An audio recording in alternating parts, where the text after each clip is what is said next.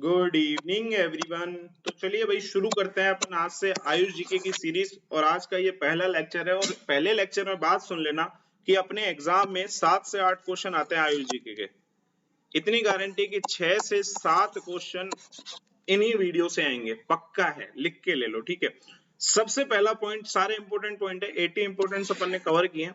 अब ये सारी वीडियोस छोटी छोटी बनाऊंगा क्योंकि बड़ी वीडियो देखने में अपन को बहुत दिक्कत होती है, बहुत दर्द होता है, तो दर्द नहीं दूंगा मैं तुमको। छोटी छोटी वीडियोस बनती रहेंगी और 5-5 या 10-10 मिनट की होगी, तो इनको छोटे छोटे पॉइंट्स में कवर करते रहना। सबसे पहला पॉइंट आता है, सबसे पहला पॉइंट है WHO के बारे में। WHO ने क्या किया, एक हैदराबाद का जो CCRS का यूनिट है उसको अपने कोलैबोरेशन बनाया। उसने बोला अपन साथ में मिलकर मिलकर काम करते हैं। और किसके ऊपर काम करते हैं? आयुर्वेद की जितनी भी लिटरेचर है, जितने भी बुक्स है उनके ऊपर, और उनके जो फंडामेंटल मेडिसिन है उनके ऊपर अपन रिसर्च करते हैं। तो WHO ने सबसे पहले किसको अपना कोलिवेटिंग सेंटर बनाया? जो हैदराबाद में CCRS की यूनिट है जिसका नाम है NIIMH, national institute of Indian medical heritage, इसको अपना कोलिवेटिंग सेंटर बनाया। इन दोनों ने मिलकर काम किया।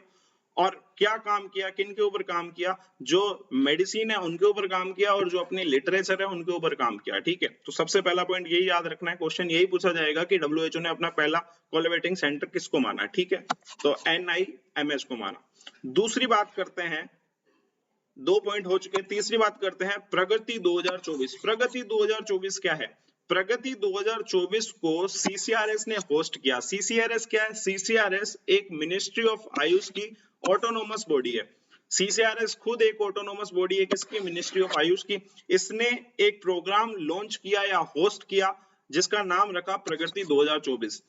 इस प्रगति 2024 का नाम क्या? Pragati pharma research in Ayurgyan and techno innovation. यहाँ पर क्या बात हुई? आयुर्ज्ञान, आयुर के ज्ञान के बारे में बात हुई, और टेक्नो इनोवेशन, तो आयुर्वेद में ज्ञान क्या है, क्या क्या अभी तक हो रहा है, उनके बारे में सारे ज्ञान की बात हुई। और दूसरा टेक्नो इनोवेशन के बारे में, क्या क्या इसमें इनोवेशन अपन कर सकते हैं, तो उसके बारे में यहाँ पर होस्टिंग की गई, यहाँ पर इवेंट किया गया। और ये इवेंट हुआ था न्यू दिल्ली के अंदर। और कब हुआ था? 28 मई 2024 में। तो मई महीने में हुआ था, जिस टाइम तुम ये वीडियो देख रहे हो तभी हुआ था, और 28 तारीख को हुआ था, पर 2024 में हुआ था। तो रिसेंट बात है ये 2024 की, तो इंपॉर्टेंट क्वेश्चन बनता है ये। फोर्थ पॉइंट क्या होता है? फोर्थ पॉइंट क्या हुआ कि दो जनों ने हाथ मिलाया, एक तो आयुष मिनिस्ट्री और दूसरा ट्राइबल अफेयर मिनिस्ट्री। इन दोनों ने हाथ मिलाया और बोला चलो अपन मिलकर काम करते हैं। किनके ऊपर? Tribal student. तो ट्राइबल स्टूडेंट की हेल्थ पर काम करते हैं। और ट्राइबल स्टूडेंट की एज ग्रुप भी इन्होंने फिक्स करी है, क्लासेस भी फिक्स करी है। जैसे एज ग्रुप जो 10 से 18 साल के बच्चे थे, जो 6th और 12th में पढ़ रहे थे, और कौन से स्कूल में पढ़ रहे थे? Mainly Eklavya model residential school, इनके अंदर पढ़ रहे थे। उन बच्चों की हेल्थ के ऊपर काम किया। और ये पूरा जो प्रोग्राम था, ये जो पूरा इनोवेशन था, ये किसके ऊपर किया गया? कितने स्टेट के ऊपर किया गया? 14 स्टेट के ऊपर की काम किया गया। तो इसमें क्या क्या क्वेश्चन आया? कौन कौन सी मिनिस्ट्री मिली हुई थी, दूसरा किस एज ग्रुप में किया गया, किस क्लास वाले बच्चों के लिए किया गया, कितने स्कूल थे, और कितने स्टेट थे। तो ये 4-5 इसमें से क्वेश्चन बनते हैं इसी फोर्थ पॉइंट में, इसको अच्छे से अपन को देखना है। उसके बाद में आता है फिफ्थ पॉइंट, और फिफ्थ पॉइंट है किसके बारे में? अपने रिसेंट आयुष मिनिस्टर के बारे में। तो अपने रिसेंट मिनिस्टर ऑफ आयुष कौन है? श्री प्रताप राव जाधव। और ये union minister of state for Ayush है, इंडिपेंडेंट इनको चार्ज मिला हुआ है। उसके बाद में सिक्स्थ पॉइंट आता है। सिक्स्थ पॉइंट क्या है? National commission for Indian system of medicine, NCISM। इसने अपनी फोर्थ फाउंडेशन बनाई 11 जून 2024 में। देखो प्रगति था मई के अंदर और ये है जून के अंदर, नेक्स्ट ही मंथ में है ना, मई के बाद जून आता है। तो जून में क्या हुआ? NCISM ने अपने फोर्थ फाउंडेशन बनाई, पहला क्वेश्चन। दूसरा, कितने दिन की बनाई? कितने दिन का प्रोग्राम था? 2 दिन का प्रोग्राम था। और इन्होंने क्या लॉन्च किया? प्राण को लॉन्च किया। प्राण क्या है? ये प्राण जो है ये प्रोटेक्ट करेगा राइट्स को और नोवेल्टीज इन ASUS। अब इसने क्या प्रोटेक्ट करना है? प्राण का मतलब ये समझना सीधा सीधा कि इन्होंने अपने जो आयुर्वेद के जो प्रोफेशनल हैं उनके जो अधिकार है उनको, उनके अधिकारों को समझाना है, और जो भी नोवेल्टीज होती हैं, और दूसरा जो इनोवेशन अपन कर सकते हैं, जो इनोवेशन अपन आयुर्वेद के अंदर और सोच सकते हैं, तो उनके ऊपर चर्चाएं की गई।